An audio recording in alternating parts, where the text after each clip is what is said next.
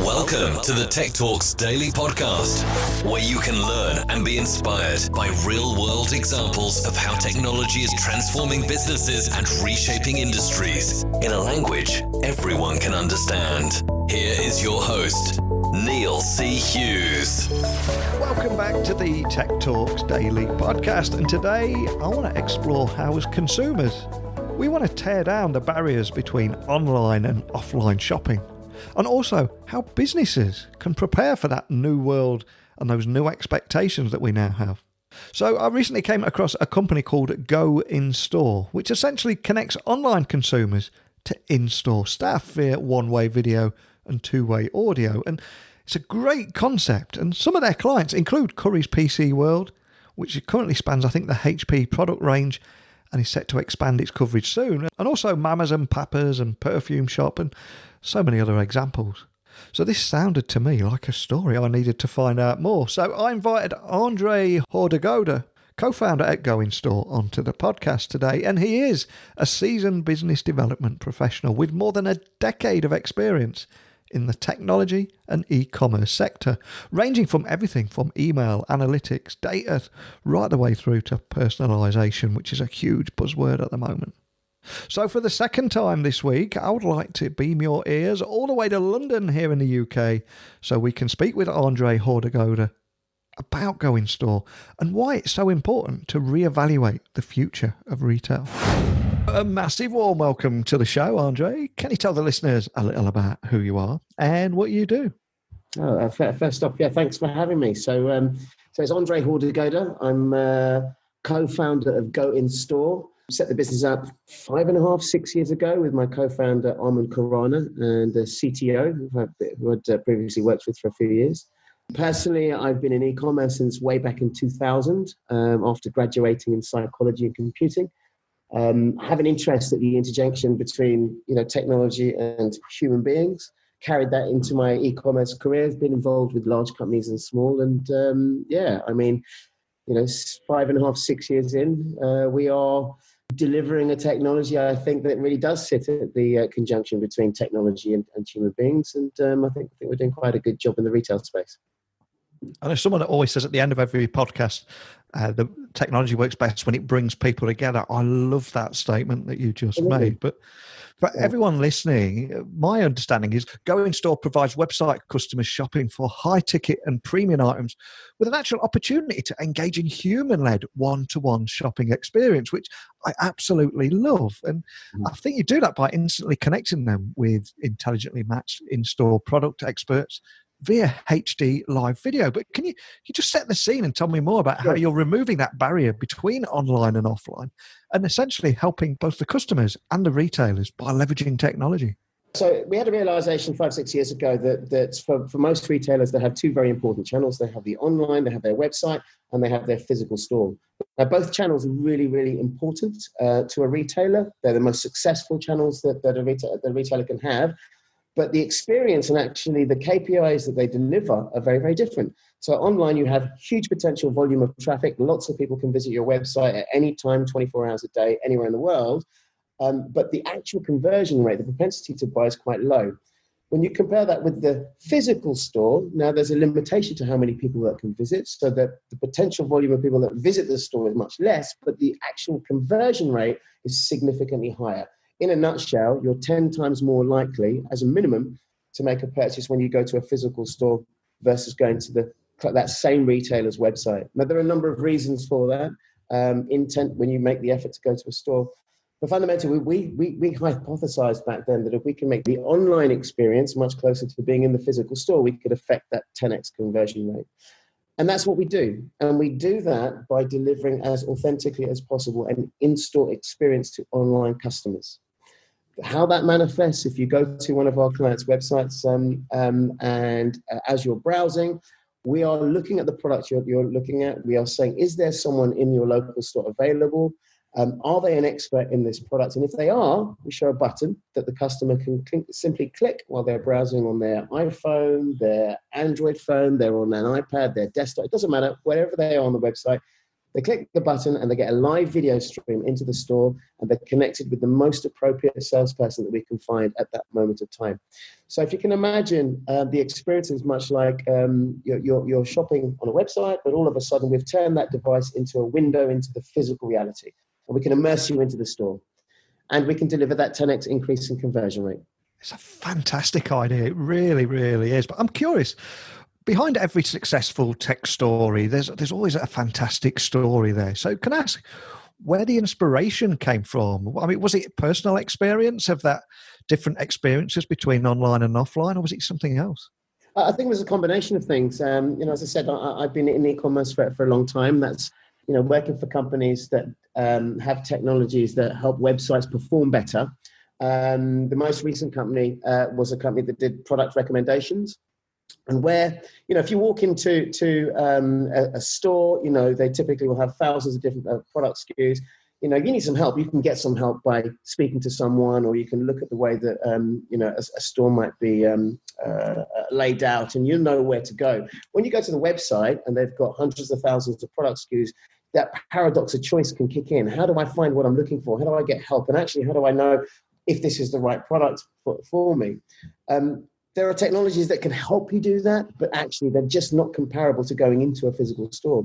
And where the penny really dropped for me actually was going to visit my sister, who was was basically running a store. It was a high-end bag store based out of Westfields in East London. And I went in to see her on the run to Christmas. She had 4 really well-trained staff in the store. Beautifully laid out store, thousands and thousands of pounds worth of bags, beautifully displayed. But while I was in that store for 45 minutes, no one walked in. And it suddenly occurred to me that there must be people on this bag retailer's website while I was in that store, but you had all this staff that weren't being utilized. So that's where the idea came from. We thought, look, if we can deliver this, this in-store experience to the online channel, we should be able to utilize this redundant capacity of staff and the theatre that they've created, and deliver that to the online channel, and therefore sort of better utilize it. And one of the big trends that I've seen, obviously we're seeing a lot of stores closing down on the high street and things, and blaming things like e-commerce, changes to retail and the customer's experience and expectations and all that kind of stuff.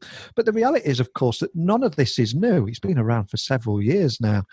But it seems that many retailers will go back to what they built their success on 20, 30 years ago. But of course, the world is very different now. So for that reason alone, why do you think it is important to reevaluate the future of retail? I think, consumers' behavior is changing. It's as simple as that, and actually technology is helping us change our lives, making us change the way that we operate across many, many different sectors, parts of our life, probably at a quicker rate than it's done in the past. Now, we can't deny the fact that shopping online is very, very convenient. However, we can also not deny the fact that going to a physical store is a better experience for consumers. And actually, despite the fact that online is growing in terms of the amount of revenue that's going through it, you're still about 80% more likely. Still 80% of revenue for a lot of retailers still comes from their physical store. Challenge is, that rates are going up, less people are going to the store, but on the other hand, it's still the most effective means of actually converting a customer or engaging a customer. So, yeah, things are changing. I think what we need to do is find ways to take the best elements from the different channels that are available to consumers, and actually available, levers that retailers can push. And hence, that there are other solutions out there, but Going Store really does try to play into that. Let's make the physical store accessible across the online channel, which means it's got far greater reach. And one of the things I find exciting about what you're doing and what makes you stand out is, yes, you're leveraging technology, but using technology to create human-led experience as well. And the reason I think that's so important is because humans are demanding more from their technology now, with more emotional connections in both the digital and the real world being the cornerstones of the future. But can you tell me a little bit more about where you stand on that designing emotion in the retail space? Yeah, I mean, as I said, I years ago, a lot of the the thinking may even be redundant right now, but I studied psychology and we were looking at psychology and computing. I truly believe that humans do need to interact with each other. Where we're at an interesting point where digital is increasing massively, but actually as it improves, it becomes more human. So, as we become more digital, technology has to become more human because we're interacting with it. Now, at some point, it may be, and a good example is if you look at like text chat. That was really the first instance where humans were being connected through digital. But ironically, 80% of text chat that you might support that you might get online is actually driven by a bot now and is AI. With what we're doing, because there's live video involved, we are truly connecting humans, and we're not in the business of trying to fool people that this is, it's automated. The challenge is it's more profitable to make things scalable and actually do replace human beings with AI-driven, bots potentially. But I think for now, we're all about, we believe that people buy from people, and we want to do that as transparently as possible. So, I don't think that the human interaction in retail is dying anytime soon. Maybe fast forward 10, 20 years when we can really, fool people that actually a robot can deliver a better customer experience than another human being. That might be the case in the future, but I think, for the short term, we believe that people buy from people. Absolutely. And we will have people listening in 165 countries. Some will be business leaders, some will be consumers. So just for everyone listening, what do you think the main advantages are for businesses and customers for finally removing those increasingly blurred boundaries between online and offline retail? There's a challenge in that it's trying to make it profitable. So business is driven by numbers, right? And a lot of retailers and business heads are going to try and find ways to drive their bottom line down and increase profits as much as possible. For Go in Store, retail traditionally has always been about human to human interaction. There are a lot of initiatives that are trying to look at efficiencies there. It is expensive to have a human being on the other end of the line to deal with another human being. Having said that, the data will show you that this is the best possible way of converting people. So I think, there are a lot of initiatives and looking at how technology can remove human beings. I think still a massive opportunity. If what you do relies on, engaging your customers in the best possible way, then I think you really need to embrace the human being of the digital channel. So I think initiatives that are, video is a very big thing. It's about immersing people into theatre. It's about using influencers. It's about, showing off the sort of environments that you're creating. So using things like video and live conversation to really illustrate that, I think is an important driver for the types of retailers that really embrace customer experience. And for those kind of retailers, I appreciate you might not be able to mention too many names, but do you have any use cases or client stories that you can actually share that will help everyone listening understand exactly how it works, but most importantly, the kind of results and value that it's delivering? When we started off Go in Store, we were sort of focused on what we call considered purchases. So these are products where as a consumer, you might feel that it's complex, that it's particularly expensive relatively to your situation, or there's an emotional element to that. So if you consider those three criteria, we work with brands like HP across their laptops and printers because they're quite expensive and actually they're quite complex.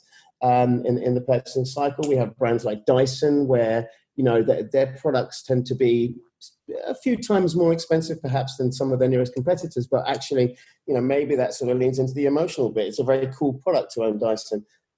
We do stuff with Porsche for their exclusive manufacturing department. We even work with companies that sell fragrances, for example, the perfume shop within A.S. Watson.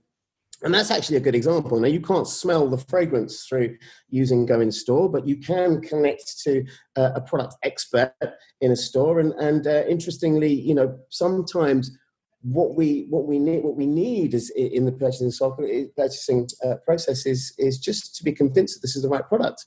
So if you were to go to the perfume shop as an example, and you were looking at a fragrance, you might click the button and it's not just, here's the latest fragrance. There's a case of that consultant will want to know what you're wearing that fragrance for. Are you a sporty person? Is it sort of evenings? Do you want to be wearing this for work? What other fragrances do you wear? And through that sort of consultation, they'll give you the confidence to make the purchase. So it's not just, hey, come and smell it. It's, let me understand your lifestyle and let me build an understanding of who you are. And that process helps people become long-term customers. And I'm curious, do you get to hear any feedback from retailers and indeed customers and what they take away from that? Do you get to hear those stories? Yeah, it's a brilliant question, actually. And it's a part of the technology we didn't realize would be so important. But at the end of every Go In-Store interaction, the consumer has the opportunity to leave some feedback for the retailer and actually for the staff member. And also we offer the in-store person, so we call them live advisors. So the store person that you spoke to can also leave some feedback about the call they've just had. And it's really, really rich in data. I'm pleased to say that overwhelmingly it's positive. So consumers, and we see a really high level of people, 25 to 40%, depending on the client, will actually leave feedback about the service, about the product, but overwhelmingly about actually the person that helped them. And it's very, very positive. Along with the written text that they might leave about which is usually very complimentary to the live advisor, the salesperson they spoke to, they are allowed to score their experience. And again, I'm pleased to say that we're averaging 4.6 out of 5 across our whole client base, which means consumers do like it. And, for the ones that click on it and continue their journey and actually do it, they appreciate that they're actually speaking to a human being. That's very, very evident in the data that we're collecting.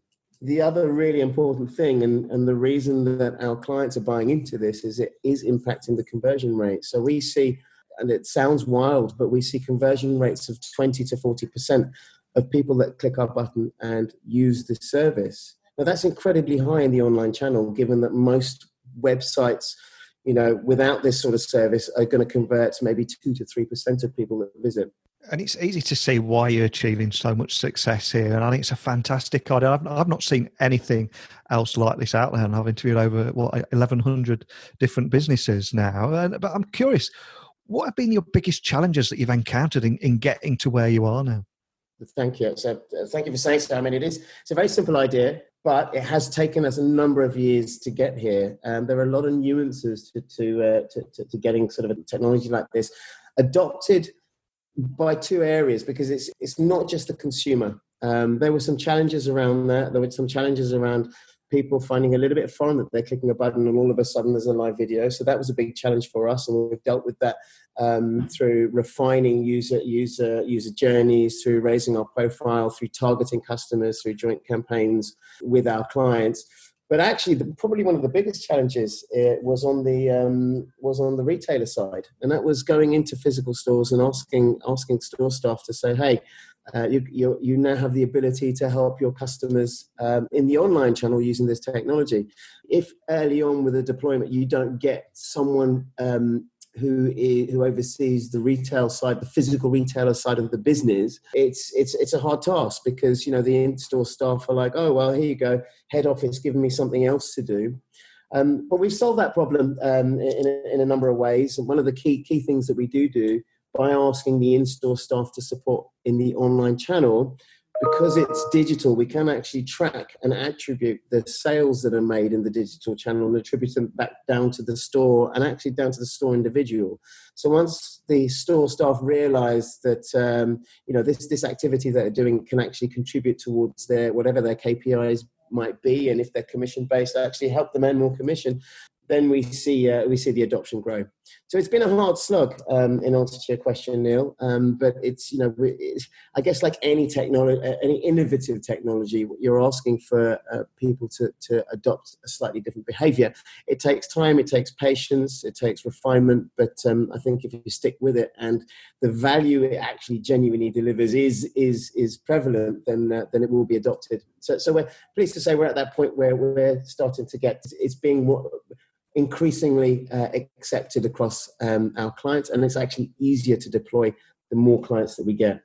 And there is no such thing as an overnight success story, of course. And we will have people listening, startup founders listening all over the world, that are just at the beginning of their journey or a little bit before where you are now. So for those people listening, as someone that's taken a business from an idea through to startup, through to success, is there any advice that you would offer to any startup founder at the beginning of their journey? It's a great question. What advice would I give myself? You know, look, ideas are to a penny. Is the truth of it. You need to have a reasonable idea. It's got to be good. I think more important than anything else is an unwavering belief that it's going to work, which I guess by definition needs to come from a good idea. You know, you're going to have dark days. You're going to believe that, people around you might not necessarily be supportive of you. You're going to come across days where it's just, it's even hard to get out of bed, but you've got to see past it, because if you really, really, really believe in it, it will happen. It will manifest. It's just that focus, and, surround yourself by people who believe in you. But fundamentally, you've got to believe in yourself more than anyone else. That would be my 100% piece of advice to anyone. Fantastic advice. I'm curious though, when you had one of those real dark days, how did you overcome that? Because I'm sure there's going to be people listening that have been through them hard days and not knowing where to turn. How did you deal with that? Did you go out and have a run, just clear your head, or what did you do? I'm going to give you some textbook answers, but you're right. I think, meditation is one of them. Self-meditation. I got into a habit of doing that very, very early on. Sort of trying to cheat your subconscious into not giving up, I guess, is probably the answer. I am very, I hit the gym all the time, runs, you name it. I mean, I was doing Thai boxing at the beginning. I've slowed down on that because I'm a little bit customer facing now. So, trying to avoid the scratches on the face. But I mean, it's investing the time mentally, but it's also, taking a break from it. And I was just speaking to someone before this podcast. I have this, I commute in on most days. I get 14 minutes or so on the train. I'm lucky enough to get a seat there and back. Sometimes I read, sometimes I meditate, and sometimes I just watch mindless Netflix because it's about switching off. So I think be conscious of your mind, be conscious of your mental state, but just 100%, you just got to, whether it's, faking it till you're making it, whether it's, staring yourself in a mirror, just don't let yourself take your eyes off your prize and believe it's going to happen, because it will if you truly do. 100% agree with you on that. And for anyone listening that would like to continue the conversation that we started today, look for you online, or even just contact your team if they're left with any questions after listening to this podcast. Can you just point them in the best direction of doing that? Yeah, sure. So we're goinstore.com. We're just about to relaunch our new website. So go and check it out and give us some feedback. We're really active across all social channels. Just look for the handle Go In Store. I'm on LinkedIn. It's Andre Hordegoda. Feel free to reach out. Always like talking to other entrepreneurs. And if you've got ideas or anything you want to circulate or aerate with me, then happy to do so. Well, like I said at the beginning of the episode, every podcast, I always say technology works best when it brings people together. And that's what I find so unique about what you're offering here is, yes, you're using technology, but using technology to lead those human-led experiences. And it's incredibly unique what you're doing. It sounds like a simple idea, doesn't it? But I can't believe nobody else out there has gone out there to do this. It's great what you're doing.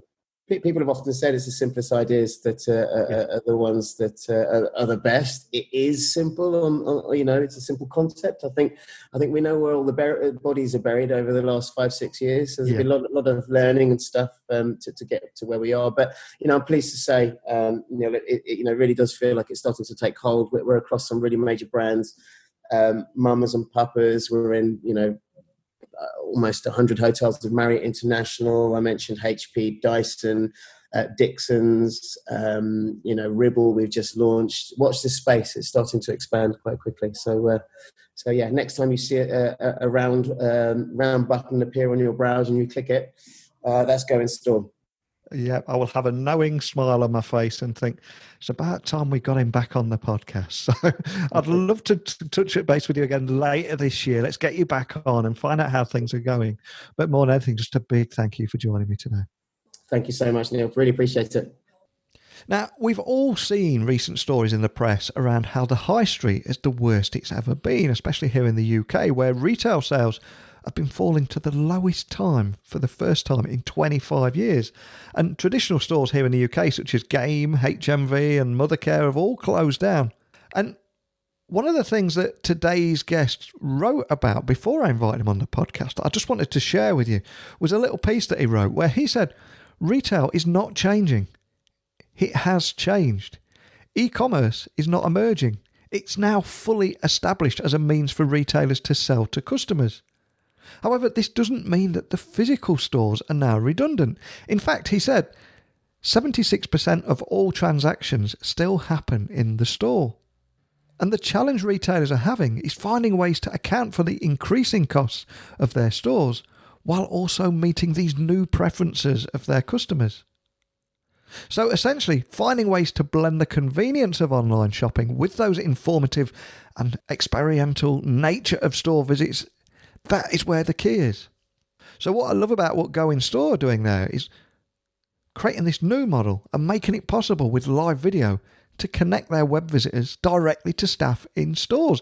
It's a genius concept. Upon reading it, my only question was, why is nobody else doing this?